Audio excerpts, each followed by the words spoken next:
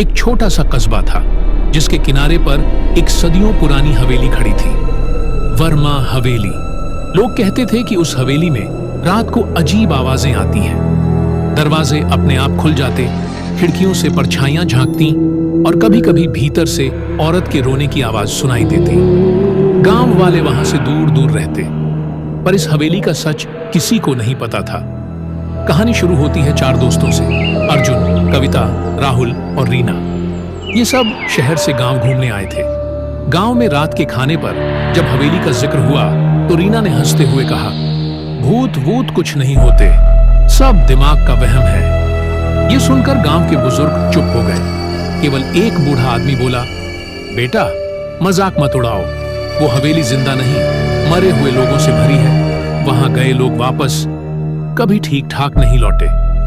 ये सुनते ही सबकी रूह कांप गई।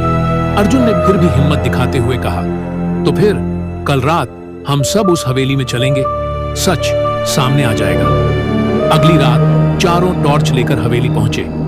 गेट पर जंग लगा ताला टूटा पड़ा था, मानो किसी ने जबरदस्ती खोला हो। अंदर जाते ही ठंडी हवा का झोंका आया और दरवाजा अपने आप बंद हो गया। भीतर हर जगह जाले, टूटी मूर्तियां और अजीब सन्नाटा।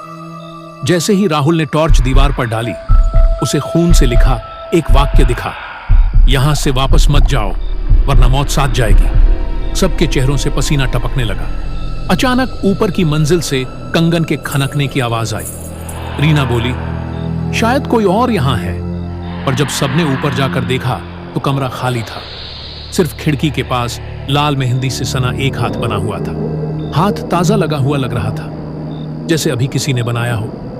कविता कांपते हुए बोली, ये सब कोई इंसान नहीं कर सकता।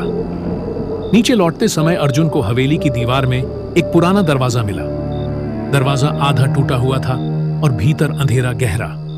जैसे ही उसने दरवाजा धक्का देकर खोला, सबने देखा भीतर पुरानी तस्वीरें टंगी थी। हर तस्वीर में एक ही औरत थी, लाल साड़ी में, माथे पर बड़ी बिंदी और हाथों में मेहंदी। रीना ने अचानक चीखते हुए कहा, ये औरत, ये तो अभी खिड़की से मुझे देख रही थी। सब डर के मारे पीछे हट गए। तभी अचानक हवेली के हर कोने से औरत की चीख गूंज उठी। खिड़कियां अपने आप बंद होने लगी, दीवारों से खून बहने लगा और उसी खून से वो वाक्य उभर आया, अब तुम कभी यहां से नहीं जा पाओगे। चारों दोस्त दरवाजे की तरफ भागे, लेकिन दरवाजा बंद हो चुका था। पीछे से लाल साड़ी वाली औरत धीरे धीरे उनकी तरफ बढ़ रही थी। क्या चारों दोस्त बच पाएंगे? जानिए पार्ट 2 में।